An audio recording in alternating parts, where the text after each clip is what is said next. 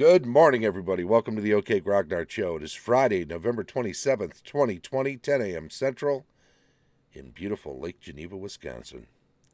Well, it's Friday, and that means it's Building Adventures Day, and last week we were using a Dyson Logos map, using a town, and we were using 30 Things Can Happen. Random tables, fun stuff can happen anywhere. We will do that again. Very exciting. This has been out for a while. I don't know. Late 2000s, 2006 maybe. I don't know. But it's a pretty useful, fun little thing. And we will take a look at what it can do for us by just checking it out. Nifty. So we got this cool 30 tables, 10 of them in the underground, 10 of them in the country, 10 of them in the city. Using the ones that are in the city are the easiest ones for creating a city adventure.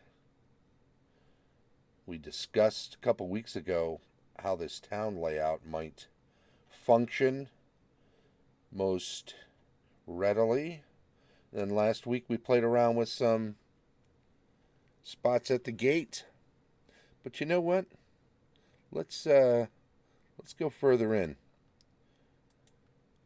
Pick some things out. I've got a 30-sided die here. Just on the street.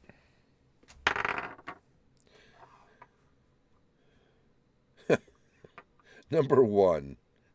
Well, this one's weird. So official results, odd results, and more odd results are the three subcategories. You could use a 10-sided die. If you don't have a 30-sided die, you can roll a 6-sided die. 1, 2, 3, it's in the first 10. Or 1, 2, it's in the first 10. 3, 4, it's in the second 10. 5, 6, it's in the third 10. And then roll a 10-sider. And I rolled a 1 on a 30-sided die. And this one always struck me as fun. Number 1 says, a guard stops and asks you for directions. Now that can play out a lot of different ways, obviously. He can be a real guard who's just new on the job. It could be a real guard that has taken a tumble, had his head banged up. He's a little off. Perhaps he's drunk on the job. You could play it that way. You could play it in such a way that he's not even a real guard. Why is he asking you for directions? If he's just in a guard's uniform and not really a guard, what's going on with that?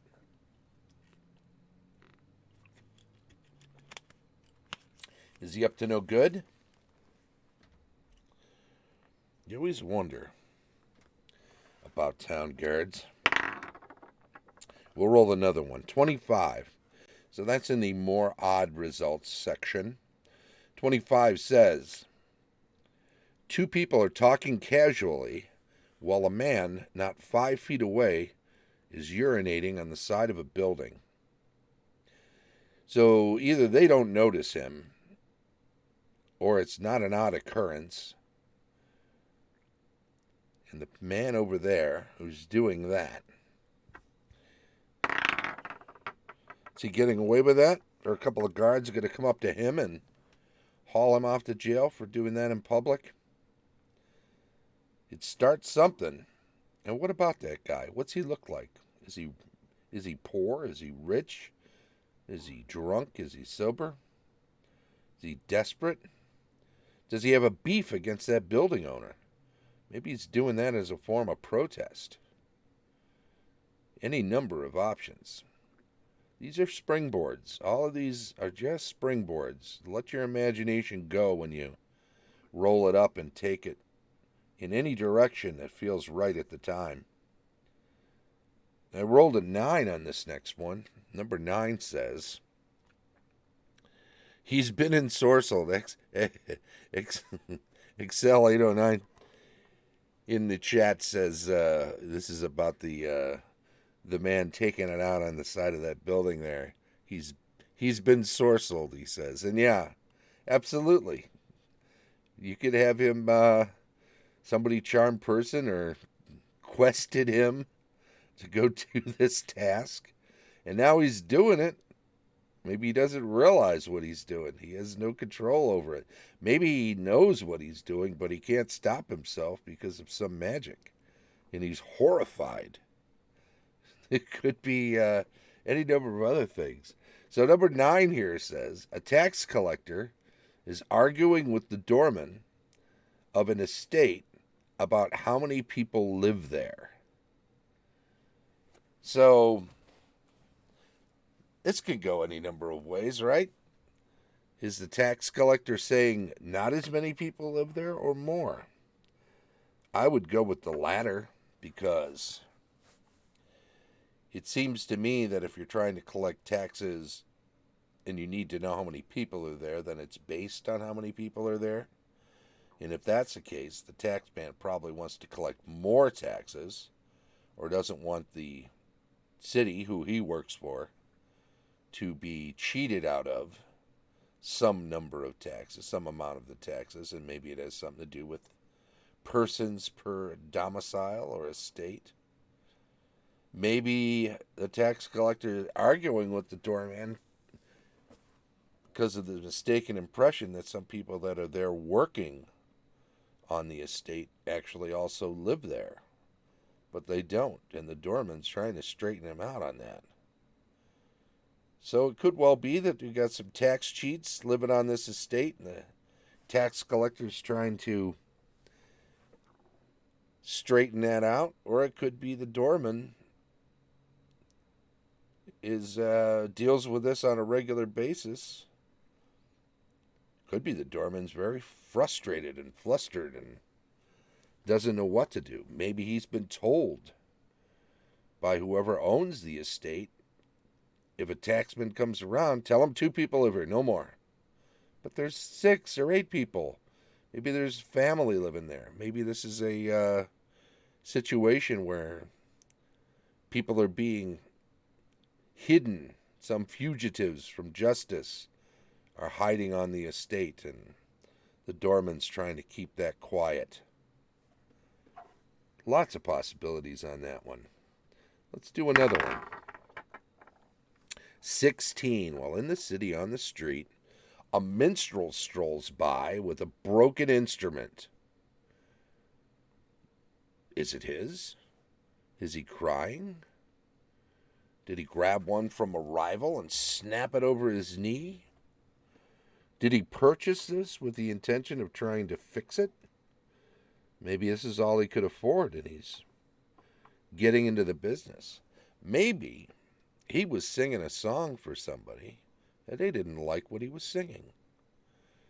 Maybe somebody just doesn't like minstrels in general and walked past him on the street, grabbed his instrument, snapped it in half, smashed it on the ground, handed it back to him and said, "Have a nice day." Maybe there was an accident. Maybe he was riding in a carriage and they hit a bump and he fell off the back and landed on an instrument. Broke the instrument, got himself hurt in the process, and now he's heading home, nursing his wounds. Is he sad about it? Is he happy about it? Well, I got a little Moods 12-sider from Cosmo Joe. He's winking. So he's not unhappy, and he's in on why it's broken. I would go with the winky face idea, would suggest that he knows what's going on. So there's that possibility. Well, let's move on to another table. In the city, in the alleys and slums. Once again, as always, 3 10-siders. Three tables, 10 spots each. A 30-sider gets you through the whole bunch. Could use a D6. 1, 2, it's the first table. 3, 4, it's the second table. 5, 6, it's the third. And then roll a 10-sider and just do that. Any which way that gets you between 1 and 30. In this case, I rolled a 15. We've got just plain sad results, disgusting results, and bizarre results. And I rolled a 15. That takes us down to graffiti on a wall over a sewer access point has a makeshift doorbell. So somebody has drawn a doorbell over top of a sewer access point as if to say, somebody lives here. Now, who would do that? Is that some joke? Some ne'er-do-well just decided he'd put that down there and just screw it around? Or does somebody actually live there? Is that the mark of someone who's pointing out that someone lives in there? Or that this is an entrance to something? Is this meant to be a signal to let you know it's worth going in this way to find something else? Does somebody live in there and somebody's tipping off the cops? Maybe they're not supposed to be living down in the sewer and the constables are going to come by. Somebody said, well, if you go down an alley, I marked the sewer entrance where those thieves are hiding with a little doorbell. Drawing of a doorbell. Any number of possibilities, of course, as always. Take these ideas and run with them. Let's do another one. 4. An expensive woman's dress shoe. An expensive woman's dress shoe is stuck in the mud, pinning down a gilt-edged invitation to a dance. Maybe makeshift doorbell makes sound. Yeah, right? Maybe there's some sort of magic involved here. And if you press on the doorbell, it will make some sort of actual doorbell sound. Or maybe, what about the doorbell actually points out a stone on the wall that you press in and it opens a secret door on the wall and it has nothing to do with the sewer entrance? Or maybe if you don't disable the trap, when you press on the doorbell, it doesn't open the secret door unless you've done it a certain way, and instead the sewer entrance opens up as a pit trap. So you could go one of two ways. It's either a secret door into something, or it's a trapped area to keep people from getting inside the secret door. And maybe there is a sound involved. Maybe there's some sort of glyph or ward or something that causes a sound, a chime, an alarm. But what about this expensive woman's dress shoe stuck in the mud, pinning down a gilt-edged invitation to a dance? Well, it depends on the time of day in my mind, right? If this is at night, maybe somebody was on their way to a dance and got abducted. Daytime, maybe somebody was leaving a dance. Maybe this was why aren't they in a carriage? Why are they walking around in expensive dress shoes? And why would they leave it behind if it got stuck in the mud? And why would they leave their invitation behind? I've got to think this is a robbery or a kidnapping. I'm kind of in that. Sometimes these things suggest something fairly specific, and once you've gone down that road mentally, it's hard to switch gears and think of it in another light. Let's roll a different one. That one's pretty specific, isn't it? 13. A public outhouse is boarded up, but still gets used from without. Well, that's kind of one of the disgusting results. That one doesn't leave a lot to be desired. 23. Someone is following you, but not with great skill at hiding or sneaking. Okay. So is this somebody who is comically trying to stalk you? Is it somebody that you know? There's a question. Is it somebody that you know or somebody that is just randomly decided? Maybe it's some apprentice from the Thieves Guild who's just been sent out. And their master, their trainer, just points to somebody random. Says, follow that person. Don't let them know you're following them. If you get caught, come back here and I'll give you somebody new to follow. And off they go. And they're sneaking and they're hiding. They're trying to follow without being seen. But it's too obvious. They're just not very good at it. What about somebody who isn't a thief, is doing this, who's trained, who is not trained at all in hiding or sneaking? Perhaps your player character has a relative who's been aware that you've been coming into a certain amount of wealth lately through your adventuring, but they don't know that. They just know that you've got more money. And they want to know where it's coming from because perhaps they think that you have a shared relative who has passed on and has somehow their money, their fortune has come into your possession. They don't know about your adventuring. They only want to know if you've got money and they don't see you working for it, where's it coming from? And how come you can't have some of it? That's their thinking. But they send somebody out to follow you who is not trained. Maybe this is your sister's kid being sent to sneak along and keep an eye on you, but they just stink at it. So they're following along and they're like the big guy hiding behind the thin tree. They just pick horrible hiding places. And when they're sneaking between things, they sneeze or they trip. Or they bump into a stack of pots and pans. Just ridiculous sort of.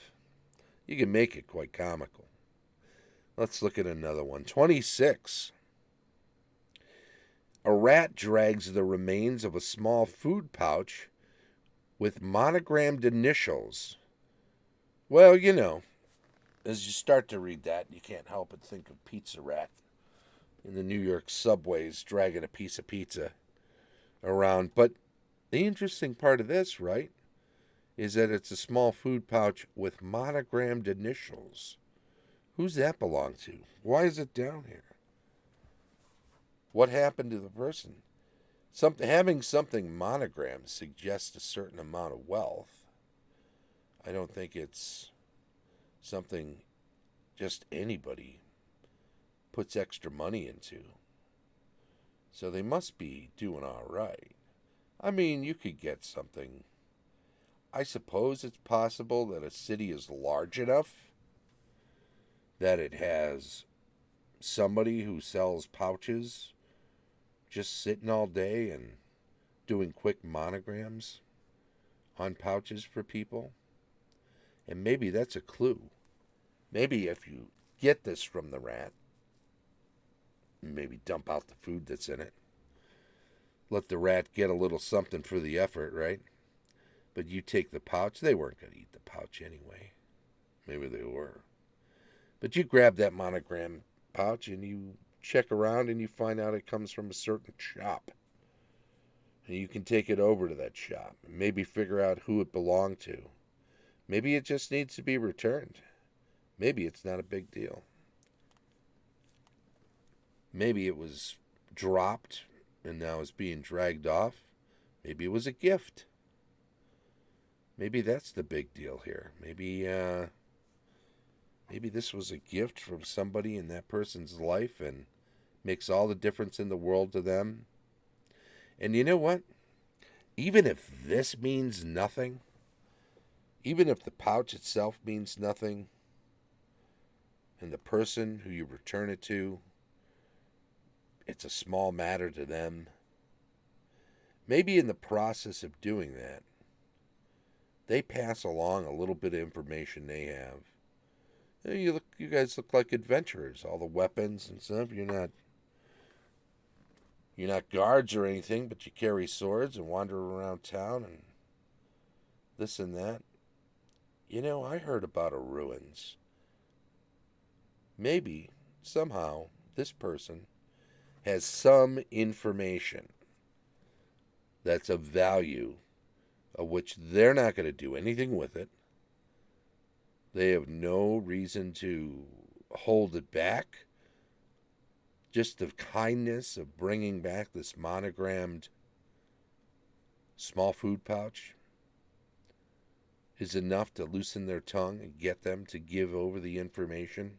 No charge, no recompense expected, just giving it up. And they're happy to do it. Let's do another page. Well, in a city, in a tavern, sobering results, mixed results, and drunken results. 7. A stain on the floor nearby is clearly blood from a recent altercation. You know what? I think we actually did that one last week. Let's roll again. 25. A con artist is fleecing 3 off-duty guardsmen of their coinage with very bad card tricks. Well, that's something that probably, if you have a thief in the party, or maybe a magic user, would spot first. So maybe you have to decide that as a DM, if who's going to be the one that figures out their very bad card tricks. And since he's fleecing these 3 off-duty guardsmen, they're not picking up on how bad the card tricks are. So that's a relative term. But if they're losing all their weekly pay, maybe they're all drunk. Maybe they're bad card tricks, but good enough for 3 drunk off-duty guardsmen. So how helpful are they going to be? Is it nice having 3 guardsmen from the town in your debt by keeping them from losing all their money? Do these guys become your eyes and ears within the city? Do they all work together? They're all drinking together. Maybe they're 3 brothers. Maybe they work in different parts of the city, one on a gate, one at the castle, one on patrol, walking around that's on a beat. Maybe you could have yourself 3 guardsmen from different parts of the town helping you out, keeping their ears open, letting you know what's going on. I mean, if you're part of a thieves guild, having some guards owe you a favor. Probably a pretty good thing for you. If you're anybody else who's an adventurer, having 3 guardsmen keeping an eye out on comings and goings of other adventurers, so you get a line on a new treasure somewhere, not a bad deal. Now, of course, you might take the con artist's side, say, cut me in, and just look for a little quick exchange. Say, why don't you give me half, or I'm filling them in and you're screwed. So, that could be a one and done sort of thing. A quick extra bit of cash, pay off your own tab and get the heck out and forget all about it. till the next time that con artist is seen. 19. A man is surreptitiously attempting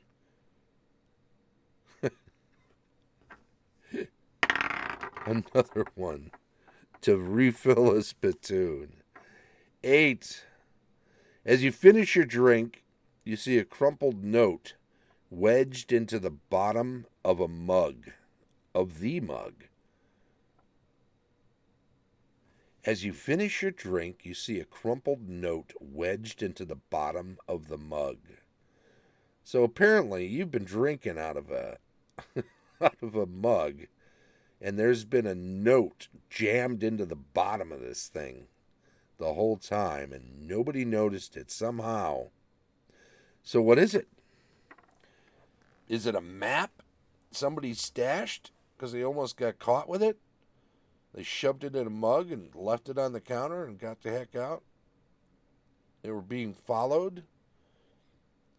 Maybe it's detailed plans that they were passing on to somebody else, and this was a sort of a erstwhile drop gone wrong, and somehow you've wound up with this information or this map.